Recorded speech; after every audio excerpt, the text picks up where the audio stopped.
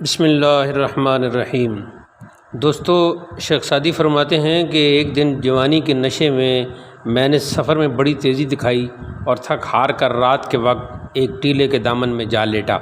ایک بوڑھا ضعیف جو قافلے کے پیچھے پیچھے آ رہا تھا کہنے لگا، بیٹھے کاہے کو ہو میاں، یہ بھی کوئی سونے کی جگہ ہے؟ میں نے کہا، چلوں تو کیسے، مجھ میں دم نہیں۔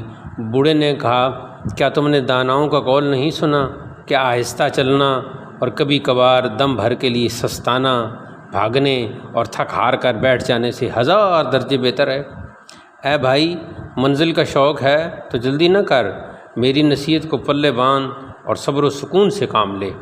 عربی گھوڑے نے 2-4 میل سرپٹ دوڑ کر ہوا سے باتیں کر لیں اور پھر ہانپنے لگا۔